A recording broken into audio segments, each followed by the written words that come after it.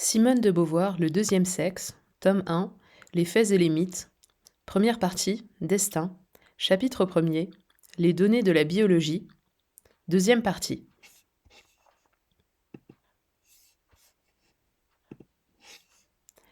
Ce n'est pas la structure même de l'ovule qui commande cette division. La femelle possède comme le mâle une certaine autonomie et son lien avec l'ovule se relâche. Le poisson, le batracien, l'oiseau femelle sont tout autre chose qu'un abdomen. Moins le lien de la mère avec l'œuf est étroit, moins le travail de la parturition représente une tâche absorbante, plus il y a d'indétermination dans le rapport des parents avec leur progéniture. Il peut arriver que ce soit le père qui se charge d'entretenir les vies fraîches et closes. C'est une chose fréquente chez les poissons. L'eau est un élément susceptible de porter les ovules et le sperme et d'assurer leur rencontre. La fécondation dans le domaine aquatique est presque toujours externe. Les poissons ne s'accouplent pas. Tout au plus, certains se frottent-ils l'un contre l'autre pour se stimuler. La mère expulse les ovules, le père la semence. Leur rôle est identique. Il n'y a pas de raison pour que la mère plus que le père reconnaissent les œufs comme siens. Dans certaines espèces, ceux-ci sont abandonnés par les parents et se développent sans secours. Parfois, un nid leur a été préparé par la mère. Parfois encore, elle veille sur eux après la fécondation. Mais très souvent, c'est le père qui les prend en charge. Aussitôt qu'il les a fécondés, il chasse au loin la femelle qui tente de les dévorer. Il les défend sauvagement contre toute approche. On en cite qui constituent une sorte de nid protecteur en émettant des bulles d'air enrobées d'une substance isolante. Souvent aussi, ils incubent les œufs dans leur bouche ou, comme l'hippocampe, dans les plis du ventre. On observe chez les batraciens des phénomènes analogues. Ils ne connaissent pas un véritable coït. Le mâle enlace la femelle et par son enlacement stimule la ponte. Au fur et à mesure que les œufs s'échappent du cloaque, il laisse échapper sa semence. Très souvent, en particulier chez le crapaud connu sous le nom de crapaud accoucheur, c'est le père qui, enroulant autour de ses pattes les chapelets d'œufs, les transporte avec lui et en assure l'éclosion. Chez l'oiseau, la formation de l'œuf à l'intérieur de la femelle s'opère assez lentement, l'œuf est relativement gros et s'expulse assez difficilement. Il a avec la mère des rapports beaucoup plus étroits qu'avec le père qui l'a fécondé au cours du coït rapide. C'est généralement la femelle qui le couve et qui veille ensuite sur les petits. Mais très fréquemment, le père participe à la construction du nid, à la protection et à la nutrition des petits. Il y a des cas assez rares, par exemple chez les passereaux, où c'est lui qui les couve et qui les élève. Les pigeons mâles et femelles sécrètent dans leur jabot une sorte de lait dont ils alimentent les oisillons, ce qui est remarquable. En tous ces cas, où le père joue un rôle nourricier, c'est que pendant la période où il se consacre à sa progéniture, la spermatogenèse s'interrompt. Occupé à maintenir la vie, il n'a plus l'impulsion d'en susciter des formes nouvelles. C'est chez les mammifères que la vie prend les formes les plus complexes et s'individualise le plus concrètement. Alors la scission des deux moments vitaux, maintenir et créer, se réalise de manière définitive dans la séparation des sexes. C'est dans cet embranchement, à ne considérer que les vertébrés, que la mère soutient avec sa progéniture les rapports les plus étroits et que le père s'en désintéresse davantage. Tout l'organisme de la femelle est adapté à la servitude de la maternité et commandé par elle, tandis que l'initiative sexuelle est l'apanage du mâle. La femelle est la proie de l'espèce. Pendant 1 ou 2 saisons, selon les cas, toute sa vie est réglée par un cycle sexuel, le cycle d'Estrien, dont la durée, comme le rythme de succession, varie d'une espèce à l'autre. Ce cycle se décompose en 2 phases. Pendant la première, il y a maturation des ovules, en nombre variable selon les espèces, et dans l'utérus, un processus de nidification. Pendant la seconde se produit une nécrose graisseuse qui aboutit à l'élimination de l'édifice ainsi élaboré sous forme d'un écoulement blanchâtre. L'œstrus correspond à la période du rut. Mais le rut a chez la femelle un caractère passif. Elle est prête à recevoir le mâle, elle l'attend. Il arrive même chez les mammifères, comme aussi chez certains oiseaux, qu'elle le sollicite. Mais elle se borne à lui adresser un appel par des cris, des parades ou des exhibitions. Elle ne saurait imposer le coït. En fin de compte, c'est à lui que revient la décision. On a vu que même chez les insectes, où, par le sacrifice total qu'elle consent à l'espèce, la femelle s'assure de si grands privilèges, c'est ordinairement le mâle qui provoque la fécondation. Souvent chez les poissons, il invite la femelle à la ponte par sa présence ou par des attouchements. Chez les batraciens, il agit comme stimulateur. Mais c'est surtout chez les oiseaux et les mammifères qu'il s'impose à elle. Très souvent, elle le subit avec indifférence ou même elle lui résiste. Fût-elle provocante, consentante, c'est lui de toute façon qui la prend. Elle est prise. Le mot a souvent un sens très précis, soit parce qu'il possède des organes adaptés, soit parce qu'il est le plus fort. Le mâle la saisit, l'immobilise. C'est lui qui effectue activement les mouvements du coït. Chez beaucoup d'insectes, chez les oiseaux et chez les mammifères, il la pénètre. Par là, elle apparaît comme une intériorité violée. Ce n'est pas à l'espèce que le mâle fait violence, car celle-ci ne se perpétue qu'en se rénovant. Elle périrait si ovules et spermatozoïdes ne se rejoignaient pas. Seulement, la femelle chargée de procréer l'œuf l'enferme en elle-même et son corps, qui constitue pour l'ovule un abri, le soustrait aussi à l'action fécondante du mâle. Il est donc une résistance à briser, tandis qu'en le pénétrant, le mâle se réalise comme activité. Sa domination s'exprime par la posture du coït. Chez presque tous les animaux, le mâle est sur la femelle. Et sans doute l'organe dont il se sert est matériel lui aussi, mais il se découvre sous son aspect animé. C'est un outil. Tandis que dans cette opération, l'organe femelle n'est qu'un réceptacle inerte. Le mâle y dépose sa semence, la femelle la reçoit. Ainsi, bien que jouant dans la procréation un rôle fondamentalement actif, elle subit le coït qui l'aliène à elle-même par la pénétration et la fécondation interne. Bien qu'elle éprouve le besoin sexuel comme un besoin individuel, puisqu'en rut il lui arrive de rechercher le mâle, l'aventure sexuelle est cependant vécue par elle, dans l'immédiat, comme une histoire intérieure et non comme une relation au monde et à autrui. Mais la différence fondamentale entre le mâle et la femelle mammifère, c'est que dans le même rapide instant, le spermatozoïde par lequel la vie du mâle se transcende en un autre lui devient étranger et se détache de son corps. Ainsi, le mâle, au moment où il dépasse son individualité, s'y enferme à nouveau.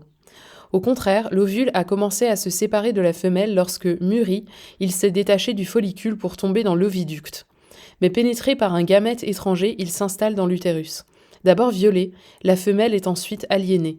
Elle porte le fœtus dans son ventre jusqu'à un stade de maturation variable selon les espèces. Le cobaye naît presque adulte, le chien encore tout proche de l'état fœtal. Habitée par un autre qui se nourrit de sa substance, la femelle, pendant tout le temps de la gestation, est à la fois soi-même et autre que soi-même. Après l'accouchement, elle nourrit le nouveau-né du lait de ses mamelles.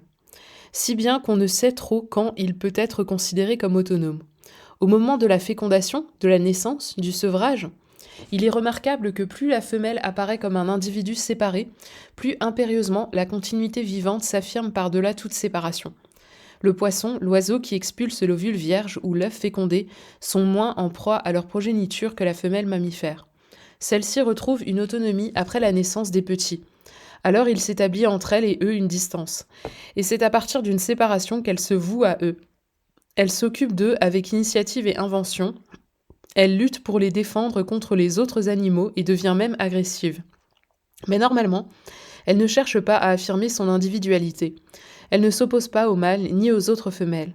Elle n'a guère d'instinct combatif. En dépit des assertions aujourd'hui controuvées de Darwin, elle accepte sans beaucoup choisir le mâle qui se présente. Ce n'est pas qu'elle ne possède pas de qualité individuelle, bien au contraire. Dans les périodes où elle échappe aux servitudes de la maternité, elle peut parfois s'égaler au mâle. La jument est aussi rapide que les talons. La chienne de chasse a autant de flair que le chien. Les guenons manifestent quand on les soumet à des tests autant d'intelligence que les singes. Seulement, cette individualité n'est pas revendiquée.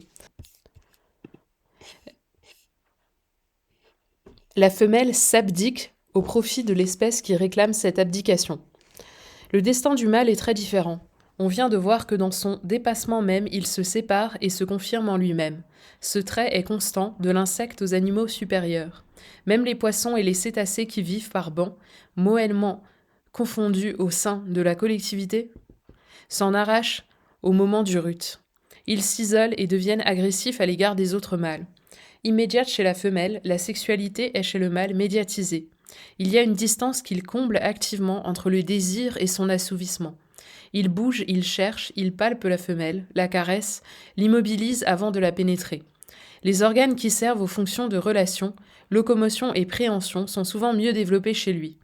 Il est remarquable que l'impulsion vivante qui produit en lui la multiplication des spermatozoïdes se traduise aussi par l'apparition d'un plumage éclatant, d'écailles brillantes, de cornes, de bois, de crinières, par son chant, son exubérance.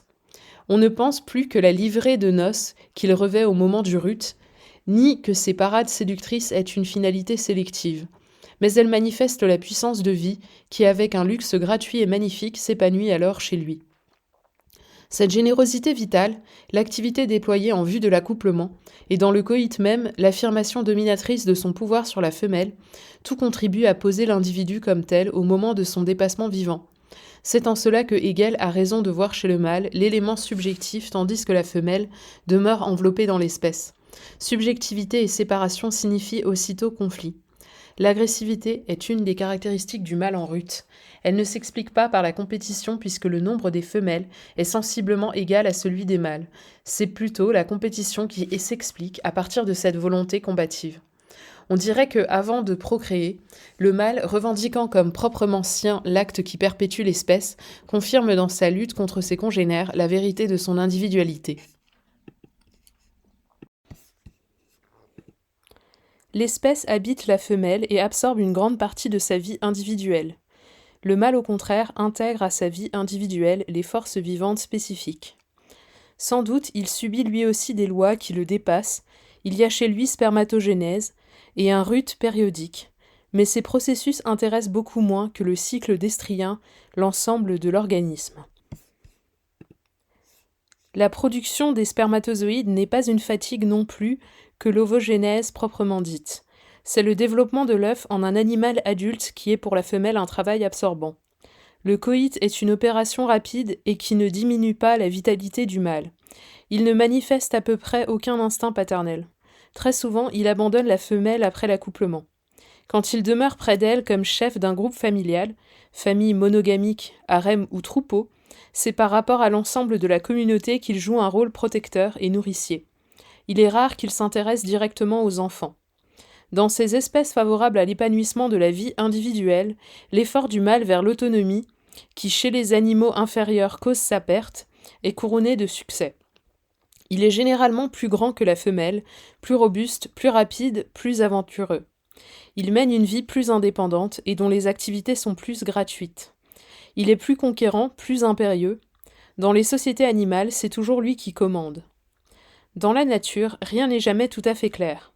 Les deux types, mâle et femelle, ne se distinguent pas toujours avec netteté. On observe parfois entre eux un dimorphisme, couleur du pelage, disposition des taches et bigarrures, qui semblent absolument contingents. Il arrive au contraire qu'ils ne soient pas discernables et que leurs fonctions se différencient à peine, comme on en a vu pour les poissons. Cependant, dans l'ensemble, et surtout en haut de l'échelle animale, les deux sexes représentent deux aspects divers de la vie de l'espèce. Leur opposition n'est pas comme on l'a prétendu celle d'une activité et d'une passivité. Non seulement le noyau ovulaire est actif, mais le développement de l'embryon est un processus vivant, non un déroulement mécanique. Il serait trop simple de la définir comme celle du changement et de la permanence. Le spermatozoïde ne crée que parce que dans l'œuf, sa vitalité se maintient. L'ovule ne peut se maintenir qu'en se dépassant, sinon il régresse et dégénère. Cependant, il est vrai que dans ces opérations, toutes deux actives, maintenir et créer, la synthèse du devenir n'est pas réalisée de la même manière. Maintenir, c'est nier la dispersion des instants, c'est au cours de leur jaillissement affirmer la continuité. Créer, c'est faire éclater au sein de l'unité temporelle un présent irréductible, séparé. Et il est vrai aussi que dans la femelle, c'est la continuité de la vie qui cherche à se réaliser en dépit de la séparation.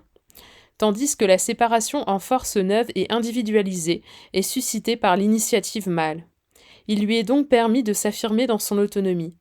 L'énergie spécifique, il l'intègre à sa propre vie. Au contraire, l'individualité de la femelle est combattue par l'intérêt de l'espèce. Elle apparaît comme possédée par des puissances étrangères, aliénées.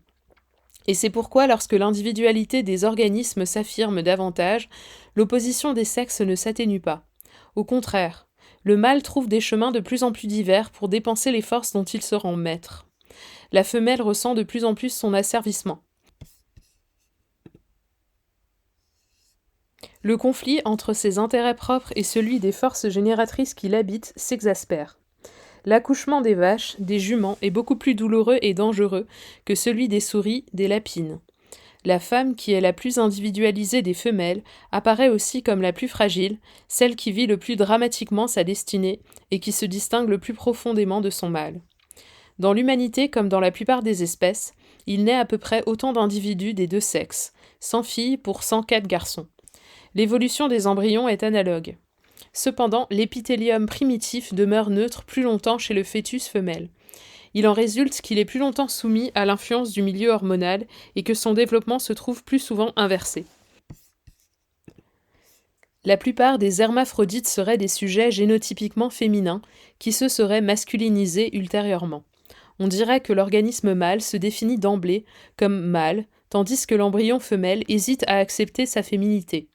Mais ces premiers balbutiements de la vie fœtale sont encore trop mal connus pour qu'on puisse leur assigner un sens. Une fois constitués, les appareils génitaux sont dans les deux sexes symétriques. Les hormones de l'un et de l'autre appartiennent à la même famille chimique, celle des stérols, et dérivent tous en dernière analyse de la cholestrine. Ce sont eux qui commandent les différenciations secondaires du soma. Ni leur formule, ni les singularités anatomiques ne définissent la femelle humaine comme telle. C'est son évolution fonctionnelle qui la distingue du mâle. Comparativement, le développement de l'homme est simple. De la naissance à la puberté, il croît à peu près régulièrement. Vers 15 ou 16 ans commence la spermatogénèse, qui s'effectue de manière continue jusqu'à la vieillesse. Son apparition s'accompagne d'une production d'hormones qui précise la constitution virile du soma. Dès lors, le mâle a une vie sexuelle qui est normalement intégrée à son existence individuelle. Dans le désir, dans le coït, son dépassement vers l'espèce se confond avec le moment subjectif de sa transcendance. Il est son corps. L'histoire de la femme est beaucoup plus complexe. Dès la vie embryonnaire, la provision d'oocytes est définitivement constituée. L'ovaire contient environ 50 000 ovules enfermés chacun dans un follicule et dont 400 environ arriveront à maturation. Dès sa naissance, l'espèce a pris possession d'elle et tente de s'affirmer. En venant au monde, la femme traverse une sorte de première puberté. Les oocytes grossissent soudainement. Puis l'ovaire se réduit d'un cinquième environ. On dirait qu'un répit est accordé à l'enfant. Tandis que son organisme se développe, son système génital demeure à peu près stationnaire. Certains follicules se gonflent, mais sans arriver à maturité. La croissance de la fillette est analogue à celle du garçon. À âge égal, elle est même souvent plus grande et plus lourde que lui. Mais au moment de la puberté, l'espèce réaffirme ses droits. Sous l'influence de sécrétions ovariennes, le nombre des follicules en voie de croissance augmente, l'ovaire se congestionne et grossit, un des ovules arrive à maturité et le cycle menstruel s'ouvre. Le système génital prend son volume et sa forme définitive, le soma se féminise, l'équilibre endocrinien s'établit. Il est remarquable que cet événement prenne la figure d'une crise. Ce n'est pas sans résistance que le corps de la femme laisse l'espèce s'installer en elle, et ce combat l'affaiblit et la met en danger. Avant la puberté, il meurt environ autant de garçons que de filles. De 14 à 18 ans, il meurt 128 filles pour 100 garçons, et de 18 à 22 ans, 105 filles pour 100 garçons. C'est à ce moment que souvent apparaissent chlorose, tuberculose, scoliose, ostéomyélite, etc. Chez certains sujets, la puberté est anormalement précoce. Elle peut se produire vers 4 ou 5 ans. Chez d'autres, au contraire, elle ne se déclenche pas. Le sujet est alors infantile, il souffre d'aménorrhée ou de dysménorrhée. Certaines femmes présentent des signes de virilisme. Un excès de sécrétion élaboré par les glandes surrénales leur donne des caractères masculins. Ces anomalies ne représentent absolument pas les victoires de l'individu sur la tyrannie de l'espèce. À celle-ci, il n'est aucun moyen d'échapper, car en même temps qu'elle asservit la vie individuelle, elle l'alimente. Cette dualité s'exprime au niveau des fonctions ovariennes. Dans l'ovaire, la vitalité de la femme a ses racines, comme celle de l'homme dans les testicules. Dans les deux cas, l'individu châtré n'est pas seulement stérile, il régresse et dégénère. Non formé, mal formé, l'organisme est tout entier appauvri et déséquilibré. Il ne s'épanouit que par l'épanouissement du système génital. Et cependant, beaucoup des phénomènes génitaux n'intéressent pas la vie singulière du sujet et même la mettent en danger. Les glandes mammaires qui se développent au moment de la puberté n'ont aucun rôle dans l'économie individuelle de la femme. À n'importe quel moment de la vie, on peut en faire l'ablation. Beaucoup de sécrétions ovariennes ont leur finalité dans l'ovule, dans sa maturation, dans l'adaptation de l'utérus à ses besoins. Pour l'ensemble de l'organisme, elles sont un facteur de déséquilibre plutôt que de régulation. La femme est adaptée aux besoins de l'ovule plutôt qu'à elle-même. De la puberté à la ménopause, elle est le siège d'une histoire qui se déroule en elle et qui ne la concerne pas personnellement. Les anglo-saxons appellent la menstruation the curse, la malédiction. Et en effet, il n'y a dans le cycle menstruel aucune finalité individuelle. On croyait au temps d'Aristote que chaque mois s'écoulait un sang destiné à constituer en cas de fécondation le sang et la chair de l'enfant. La vérité de cette vieille théorie, c'est que sans répit, la femme ébauche le travail de la gestation. Chez les autres mammifères, ce cycle destrien ne se déroule que pendant une saison. Il ne s'accompagne pas d'écoulements sanglants. C'est seulement chez les singes supérieurs et chez la femme qu'il s'accomplit chaque mois dans la douleur et le sang. Pendant 14 jours environ, un des follicules de Graaff qui enveloppe les ovules s'accroît en volume et mûrit cependant que l'ovaire sécrète l'hormone située au niveau des follicules et appelée folliculine. Le 14e jour s'effectue la ponte. La paroi du follicule se rompt, ce qui entraîne parfois une légère hémorragie. L'œuf tombe dans les trompes cependant que la cicatrice évolue de manière à constituer le corps jaune. Alors commence la seconde phase ou phase lutéinique, caractérisée par la sécrétion de l'hormone appelée progestine qui agit sur l'utérus. Celui-ci se modifie. Le système capillaire de la paroi se congestionne, elle se plisse, se gaufre, formant des espèces de dentelles. Ainsi s'édifie dans la matrice un berceau destiné à recevoir l'œuf fécondé. Ces transformations cellulaires étant irréversibles, dans les cas où il n'y a pas fécondation, cet édifice ne se résorbe pas. Peut-être chez les autres mammifères, les débris inutiles en sont-ils emportés par les vaisseaux lymphatiques. Mais chez la femme, lorsque les dentelles endométrales s'écroulent, il se produit une exfoliation de la muqueuse. Les capillaires s'ouvrent et une masse sanguine suinte à l'extérieur. Puis, tandis que le corps jaune dégénère, la muqueuse se reconstitue et une nouvelle phase folliculaire commence. Ce processus complexe, encore assez mystérieux dans ses détails, met en branle l'organisme tout entier puisqu'il s'accompagne de sécrétions hormonales qui réagissent sur la thyroïde et l'hypophyse, sur le système nerveux central et le système végétal et par conséquent sur tous les viscères. Presque toutes les femmes, plus de 85%, présentent des troubles pendant cette période. La tension artérielle s'élève avant le début de l'écoulement sanguin et s'abaisse ensuite. La vitesse du pouls et souvent la température augmente. Les cas de fièvre sont fréquents. L'abdomen devient douloureux. On observe souvent une tendance à la constipation et ensuite des diarrhées. Souvent aussi, il y a augmentation du volume du foie, rétention d'urée, albuminurie.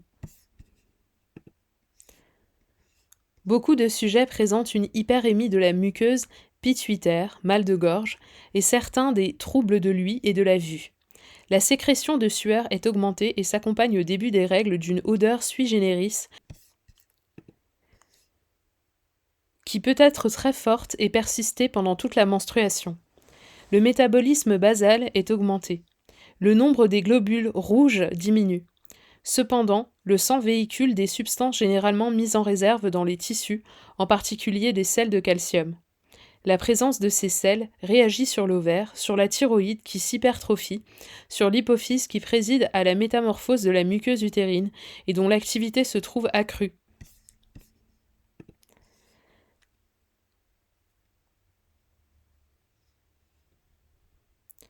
Cette instabilité des glandes amène une grande fragilité nerveuse. Le système central est atteint, il y a souvent céphalée, et le système végétatif réagit avec exagération. Il y a diminution du contrôle automatique par le système central, ce qui libère des réflexes, des complexes convulsifs et se traduit par une grande instabilité d'humeur. La femme est plus émotive, plus nerveuse, plus irritable que de coutume et peut présenter des troubles psychiques graves. C'est dans cette période qu'elle éprouve le plus péniblement son corps comme une chose opaque aliénée. Il est la proie d'une vie têtue et étrangère qui en lui chaque mois fait et défait un berceau. Chaque mois, un enfant se prépare à naître et avorte dans l'écroulement des dentelles rouges. La femme, comme l'homme, est son corps, mais son corps est autre chose qu'elle. La femme connaît une aliénation plus profonde quand l'œuf fécondé descend dans l'utérus et s'y développe. Certes, la gestation est un phénomène normal qui, s'il se produit dans les conditions normales de santé et de nutrition, n'est pas nuisible à la mère. Il s'établit même entre elle et le fœtus certaines interactions qui lui sont favorables. Cependant, contrairement à une théorie optimiste dont l'utilité sociale est trop évidente, la gestation est un travail fatigant qui ne présente pas pour la femme un bénéfice individuel et exige au contraire de lourds sacrifices. Elle s'accompagne souvent dans les premiers mois d'un manque d'appétit et de vomissements qu'on n'observe chez aucune autre femelle domestique et qui manifeste la révolte de l'organisme contre l'espèce qui prend possession de lui. Il s'appauvrit en phosphore, en calcium, en fer, ce dernier déficit étant par la suite difficile à combler. La suractivité du métabolisme exalte le système endocrinien. Le système nerveux négatif est en état d'excitabilité augmentée. Quant au sang, son poids spécifique diminue, il est anémié.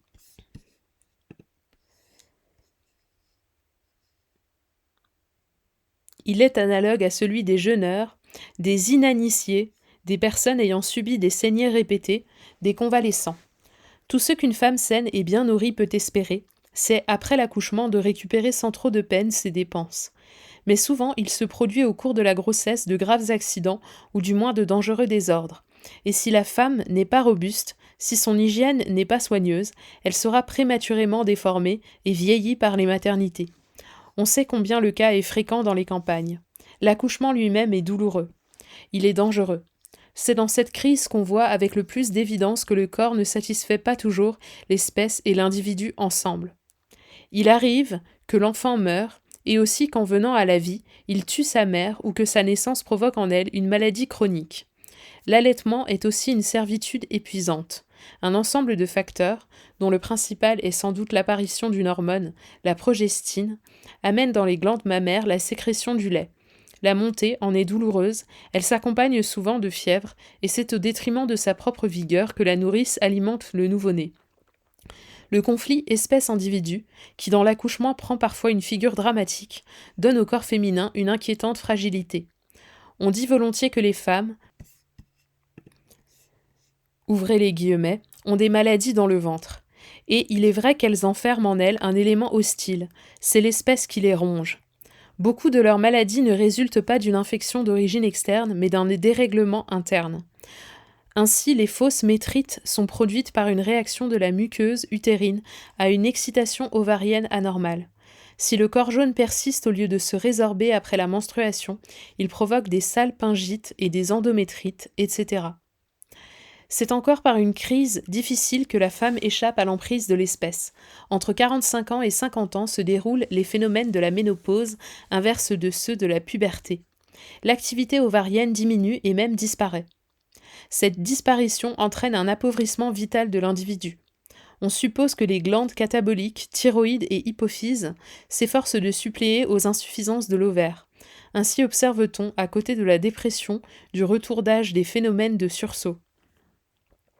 Bouffées de chaleur, hypertension, nervosité. Il y a parfois recrudescence de l'instinct sexuel. Certaines femmes fixent alors de la graisse dans leurs tissus, d'autres se virilisent.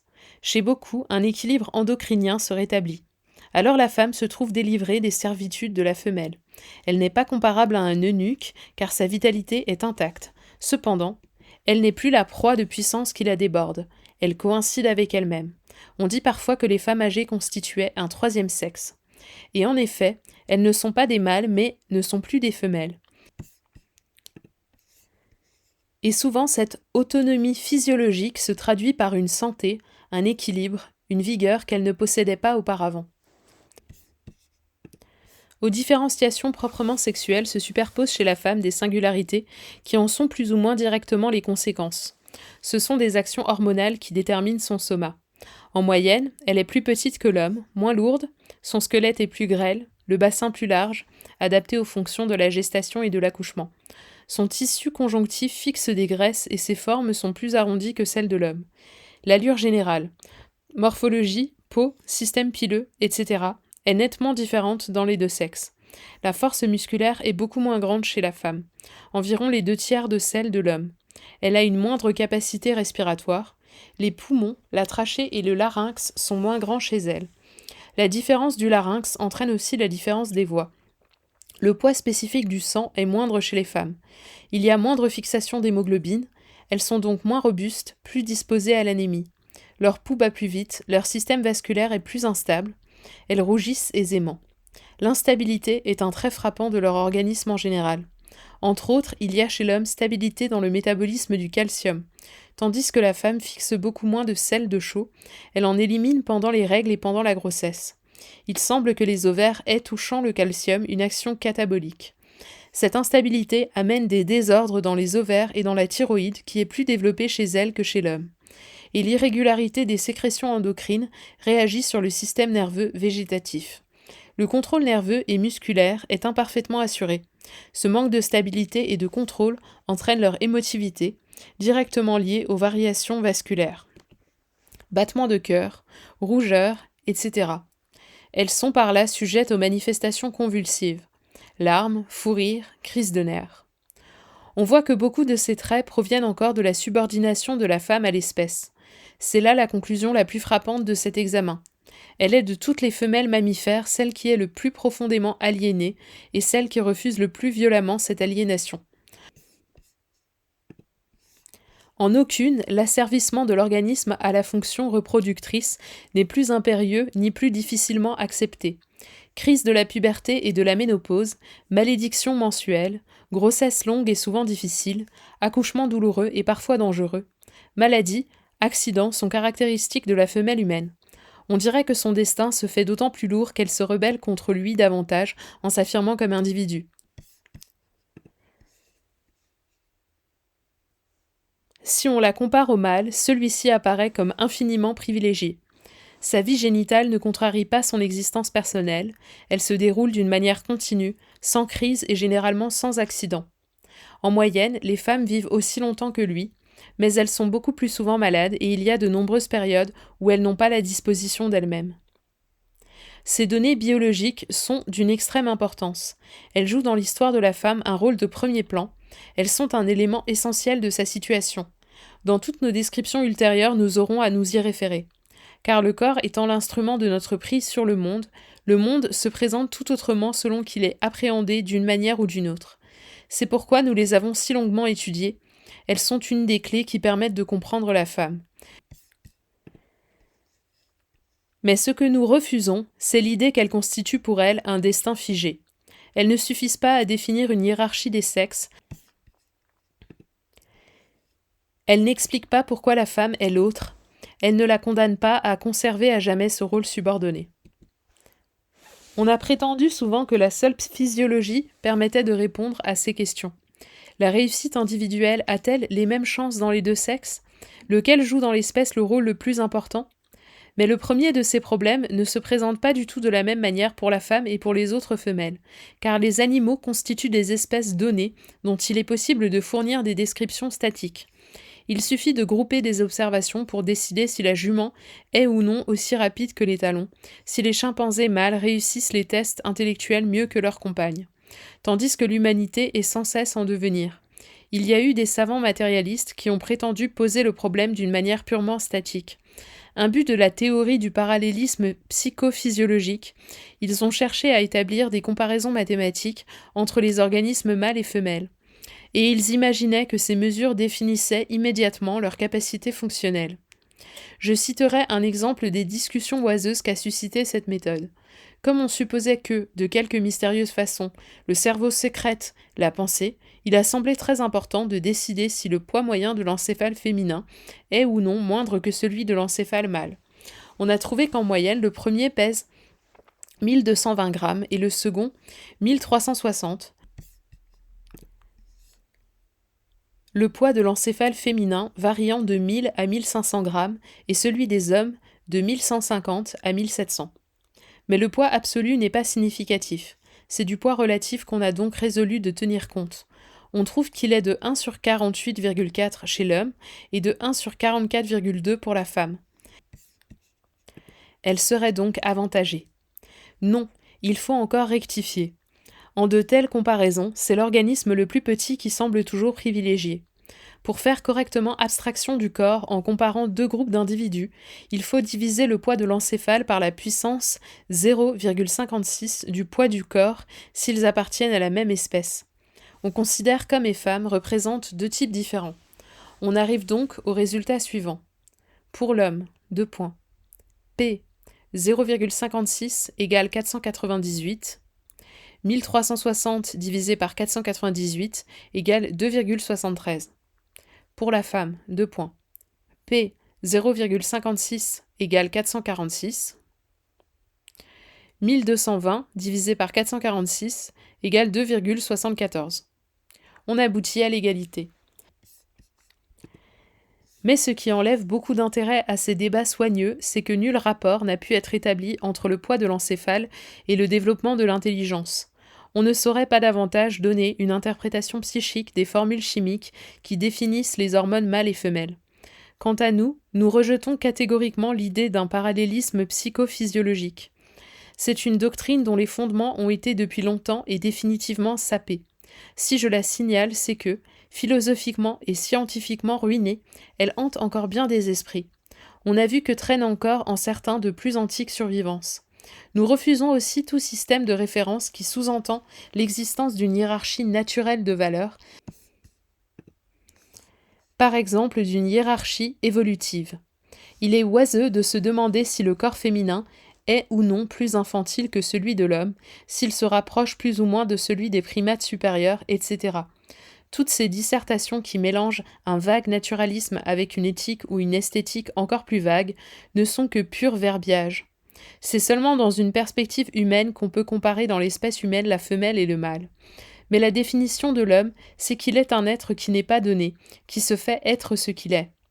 Comme l'a dit très justement Merleau-Ponty, l'homme n'est pas une espèce naturelle, c'est une idée historique. La femme n'est pas une réalité figée, mais un devenir. C'est dans son devenir qu'il faudrait la confronter à l'homme, c'est-à-dire qu'il faudrait définir ses possibilités. Ce qui fausse tant de débat, c'est qu'on veut la réduire à ce qu'elle a été, à ce qu'elle est aujourd'hui, cependant qu'on pose la question de ses capacités. Le fait est que des capacités ne se manifestent avec évidence que lorsqu'elles ont été réalisées. Mais le fait est aussi que lorsqu'on considère un être qui est transcendance et dépassement, on ne peut jamais arrêter les comptes. Cependant, dira-t-on, dans la perspective que j'adopte, celle de Heidegger, de Sartre, de Merleau-Ponty, si le corps n'est pas une chose, il est une situation. C'est notre prise sur le monde et l'esquisse de nos projets. La femme est plus faible que l'homme. Elle possède moins de force musculaire, moins de globules rouges, une moindre capacité respiratoire. Elle court moins vite, soulève des poids moins lourds, il n'y a à peu près aucun sport où elle puisse entrer en compétition avec lui. Elle ne peut pas affronter le mal dans la lutte. À cette faiblesse s'ajoute l'instabilité, le manque de contrôle et la fragilité dont nous avons parlé. Ce sont des faits. Sa prise sur le monde est donc plus restreinte. Elle a moins de fermeté et moins de persévérance dans des projets qu'elle est aussi moins capable d'exécuter. C'est dire que sa vie individuelle est moins riche que celle de l'homme. En vérité, ces faits ne sauraient se nier, mais ils ne portent pas en eux-mêmes leur sens. Dès que nous acceptons une perspective humaine, définissant le corps à partir de l'existence, la biologie devient une science abstraite. Au moment où la donnée physiologique, infériorité musculaire, revêt une signification, celle-ci apparaît aussitôt comme dépendant de tout un contexte. La faiblesse ne se révèle que comme telle, qu'à la lumière des buts que l'homme se propose,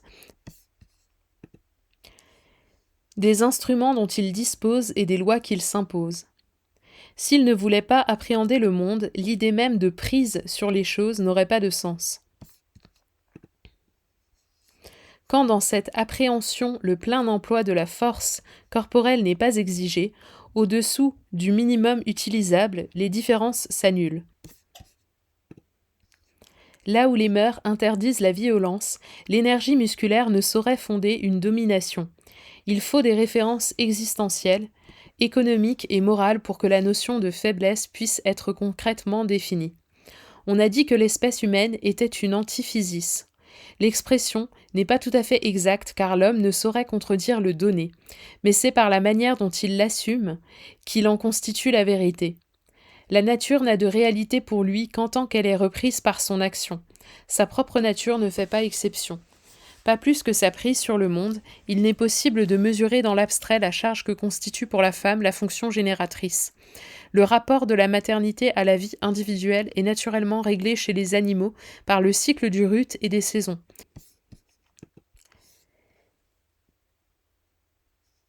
Il est indéfini chez la femme, seule la société peut en décider, selon qu'elle réclame plus ou moins de naissance, selon les conditions hygiéniques dans lesquelles se déroulent grossesse et accouchement, l'asservissement de la femme à l'espèce est plus ou moins étroit.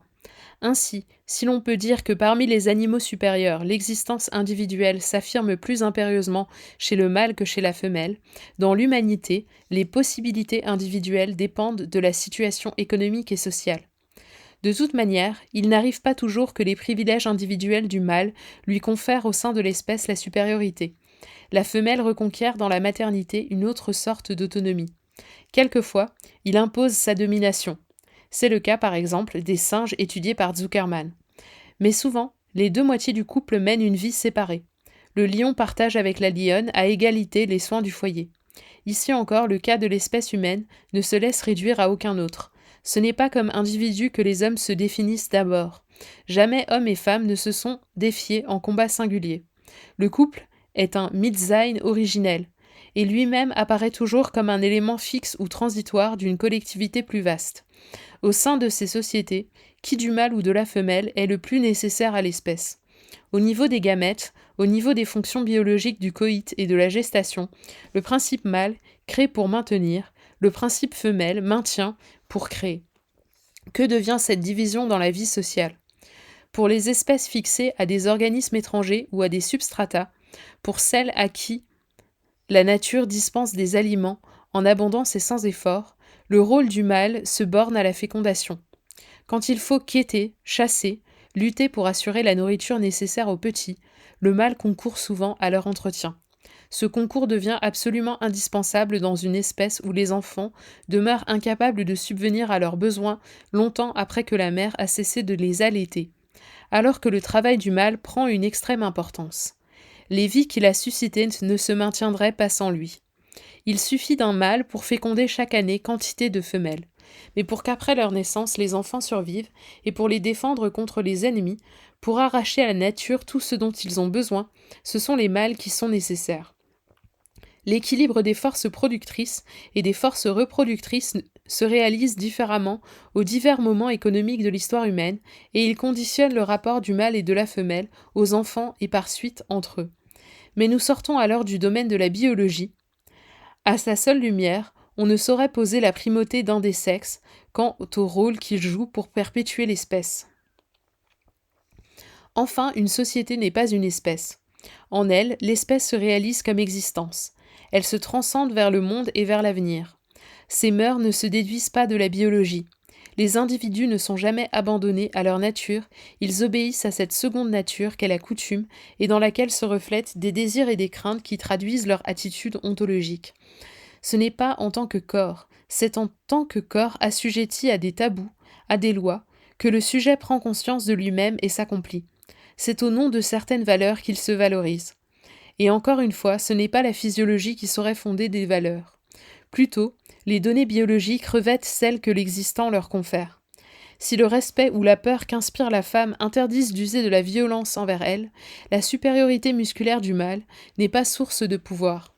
Si les mœurs veulent, comme en certaines tribus indiennes, que ce soit les jeunes filles qui choisissent des maris, ou si c'est le père qui décide des mariages, l'agressivité sexuelle du mâle ne lui confère aucune initiative, aucun privilège. La liaison intime de la mère à l'enfant sera source pour elle de dignité ou d'indignité, selon la valeur accordée à l'enfant, et qui est très variable. Cette liaison même, on l'a dit, sera reconnue ou non selon les préjugés sociaux. Ainsi, c'est à la lumière d'un contexte ontologique, économique, social et psychologique que nous aurons à éclairer les données de la biologie. L'asservissement de la femme à l'espèce, les limites de ses capacités individuelles sont des faits d'une extrême importance. Le corps de la femme est un des éléments essentiels de la situation qu'elle occupe en ce monde. Mais ce n'est pas non plus lui qui suffit à la définir. Il n'a de réalité vécue qu'en tant qu'assumé par la conscience à travers des actions et au sein d'une société. La biologie ne suffit pas à fournir une réponse à la question qui nous préoccupe. Pourquoi la femme est-elle l'autre ? Il s'agit de savoir comment en elle la nature a été reprise au cours de l'histoire. Il s'agit de savoir ce que l'humanité a fait de la femelle humaine. Fin du chapitre.